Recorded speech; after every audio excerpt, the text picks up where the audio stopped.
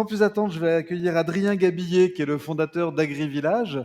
Par ici, bienvenue Adrien, merci d'être avec nous. AgriVillage, on va parler de toute autre chose. On va parler de revenus additionnels et d'activer le foncier inutilisé des exploitations. Racontez-nous ça. Bonjour, merci de me recevoir. Je suis ravi d'être ici. Effectivement, j'ai lancé AgriVillage, donc c'est pas exactement ce logo-là, mais vous pouvez voir le logo. On aurait fait une erreur. On a fait une erreur. C'est pas grave. En fait, j'ai lancé AgriVillage pour développer l'agritourisme en France, essayer de le moderniser et de le dynamiser. Donc, j'ai commencé par créer une plateforme style Airbnb, mais quand on réserve via AgriVillage, on réserve un hébergement chez un agriculteur et durant ce séjour, on participe à une activité découverte. Cette idée, elle m'est venue parce que je viens aussi d'un milieu agricole en Bretagne, dans le Morbihan, et je me suis rendu compte que tous mes amis que je me suis fait durant mes études supérieures étaient très très très éloignés de ce qui ne savaient pas du tout ce qu'était un agriculteur aujourd'hui et avaient une vision décalée de la réalité. Et je pense que la meilleure solution pour essayer de changer la vision des Français sur l'agriculteur, c'est de pousser les Français à aller chez les agriculteurs et aller à leur rencontre. Et l'agritourisme, c'est un formidable moyen pour recréer du lien entre les agriculteurs et les consommateurs. Donc, on a développé cette plateforme, on a 530 offres, vous pouvez réserver des séjours un peu partout en France, dans des gîtes, chambres d'hôtes, logements insolites, il y a un peu de tout et on a vu la demande s'accélérer, notamment durant la période du Covid où les Français étaient encore un peu plus intéressés par ce qu'ils avaient dans leur assiette, par le milieu agricole et par l'environnement. Et finalement, on avait un manque d'offres sur notre plateforme et on était au stade où on n'avait plus rien à proposer aux clients. Parce que aujourd'hui, en France, il y a moins de 2% des agriculteurs qui proposent de l'agritourisme. Donc c'est quand même très très très très peu. Pour donner pour comparer, par exemple, en Italie, il y a 6% des agriculteurs qui proposent des hébergements chez eux. Et Agriturismo en Italie, ça fonctionne très bien, c'est très connu. On va régulièrement faire de l'agritourismo. En France, peu de personnes disent je vais aller faire de l'agritourisme. Nous, aujourd'hui, dans l'agritourisme, qu'est-ce qu'il y a ? Il y a le camping à la ferme, j'imagine. Il y a des agriculteurs qui proposent des gîtes. Mais comment se configure le marché ? C'est quoi les produits de ce marché aujourd'hui, de ces 2% d'agriculteurs ? Alors, c'est principalement gîtes et chambres d'hôtes, mais c'est vrai qu'il faut quand même avoir beaucoup de foncier pour se lancer. Oui, puis il faut bâtir, il faut investir déjà. Il faut rénover, ça coûte cher. C'est vrai que de base, Gîtes de France avait été créé par les agriculteurs, par la Chambre d'agriculture il y a 40, 50 ans de ça, et donner des subventions pour rénover les corps de ferme, pour permettre pour donner des subventions pour se lancer dans l'agritourisme, et ça permettait de rénover les corps de ferme et d'entretenir les fermes. Aujourd'hui, Gîtes de France s'est vraiment éloigné de la Chambre d'agriculture. C'est Bienvenue à la ferme qui a pris le relais.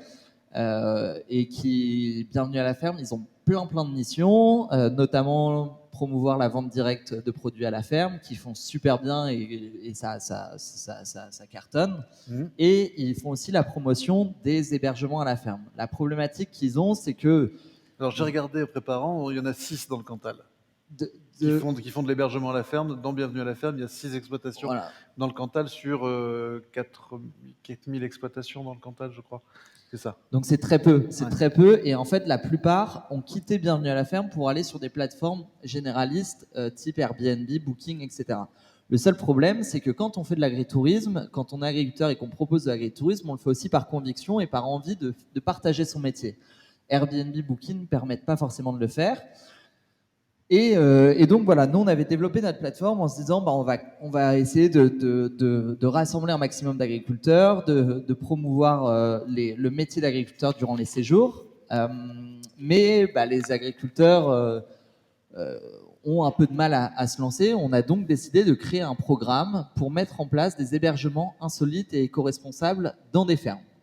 Donc que je comprenne bien, l'agriculteur n'a pas à construire, il met à disposition un terrain dont il ne se sert pas, qui est en rotation de friche ou dont il a décidé de ne pas se servir, et il le met à votre disposition, et c'est là que vous intervenez avec quel type d'hébergement? De la tiny house, comme on dit Tout à fait. On a commencé par mettre en place des tiny houses. Donc, on achète Alors peut-être réexpliquer ce que c'est que la Ouais, tiny house pour nos amis en ligne et dans la salle.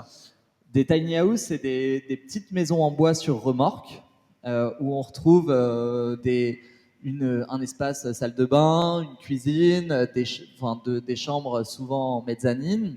C'est des jolis hébergements très très bien isolés où on retrouve un peu le charme des chalets. Ouais, Et c'est assez simple d'en positionner dans des fermes ou dans des lieux parce que ça a les mêmes normes que des caravanes. d'accord. Et donc, on peut les installer un peu partout. C'est assez simple.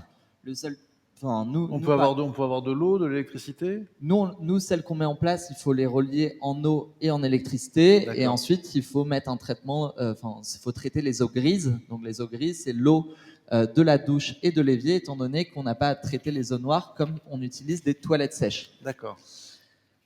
On en a installé 5 l'été dernier, ça fonctionne très bien. Donc, on installe ces hébergements chez les agriculteurs, on s'occupe de toute la gestion locative et l'agriculteur, finalement, a comme rôle d'accueillir les personnes les voyageurs et de faire le ménage à la fin des séjours et de leur faire participer à une activité découverte. Donc, c'est une découverte de l'exploitation qui dure environ 1 heure. Mais c'est pas lui qui doit chercher les clients. Ça, c'est votre plateforme. Exactement, c'est nous qui nous occupons de tout ça. Il s'avère que ça a très bien fonctionné, que les agriculteurs sont super contents. On a pu améliorer notre gestion locative. On a pu développer une communauté aussi derrière tout ça. Et là, on se lance pour mai 2022 à lancer 20 lieux, ce qu'on appelle de glamping. Donc, du glamping, c'est une contraction de glamour et camping. C'est des lieux. C'est pas un camping où on glande. Hein. Non, c'est un peu différent. C'est glamour plus camping. C'est en fait la convivialité du camping parce que en fait il y a 3 hébergements qui sont mis en place dans des jolies lodges. Donc il y a un lieu commun sous un grand pare-soleil où on partage le barbecue, le brasero. Donc vraiment on retrouve cette convivialité qu'on apprécie tant dans le camping. Mais le côté un peu glamour, c'est que c'est des jolies lodges tout installées avec un grand lit de 160, des chauffeuses pour les enfants, un poêle à bois. Et chaque tente a son bloc sanitaire. Son bloc sanitaire, on est en train de les faire construire et ils seront sur remorque. Donc, ce qui permet qu'ils soient mobiles et donc de ne pas avoir besoin de faire de permis de construire. Et on s'occupe de la location. On fait de la location uniquement estivale, c'est-à-dire entre mai et septembre. Donc, l'agriculteur nous met à disposition un terrain d'environ 400 mètres carrés. On lui met à disposition un kit de glamping.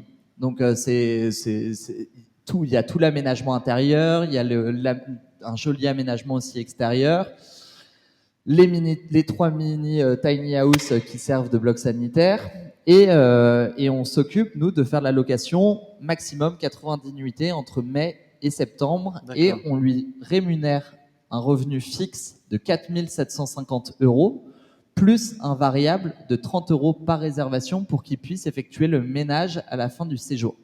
D'accord. Donc en fait, et en plus de ça, on l'incite, en tout cas on l'encourage à proposer des services annexes, style la vente de petits déjeuners ou de paniers repas ou la vente de produits de la ferme. Dans certains centres équestres, ils proposent des cours d'équitation. Dans certaines fermes, ils proposent des immersions à la ferme. Donc, on passe la journée avec l'agriculteur contre une rémunération. Et finalement, les rémunérations, ça va dépasser pour la plupart les 10 000 € par an. Donc, c'est-à-dire que pour un lieu, l'agriculteur va pouvoir gagner plus de 10 000 € en proposant du glamping sur son exploitation sans qu'il ait à avoir à investir 1 euro.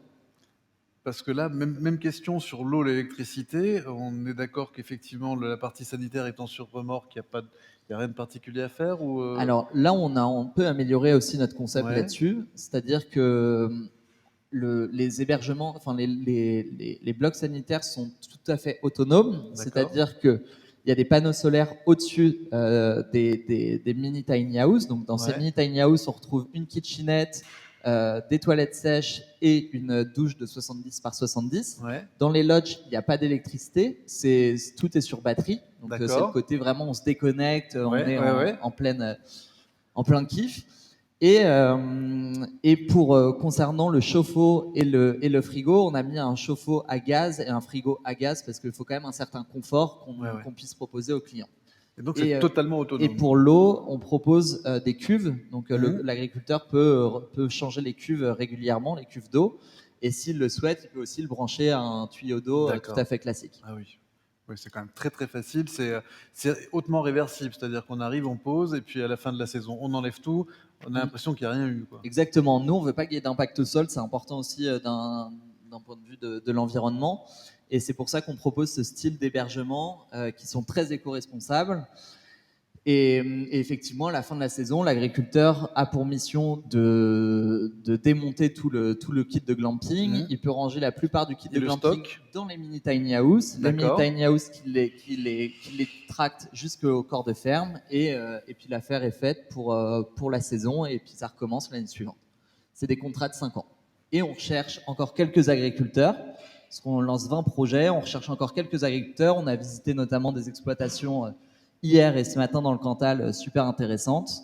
Et pour les agriculteurs qui veulent se lancer ou des institutions qui veulent en parler, on est tout à fait. Vous pouvez venir sur agrivillage.fr, il y a une page glamping, vous pouvez mettre vos informations et on vous recontacte par la suite. Super, merci Adrien de nous avoir fait découvrir ce concept du glamping, glamour et camping. Ça donne des idées, effectivement. Est-ce qu'il y a des questions dans la salle sur ce concept? Est-ce que vient de défendre Adrien Gabillet? Pas tout de suite? Et ben merci beaucoup. C'est En que tout c'était cas. clair. C'était clair. Merci, Nickel. merci beaucoup Merci Adrien, on beaucoup. vous applaudit.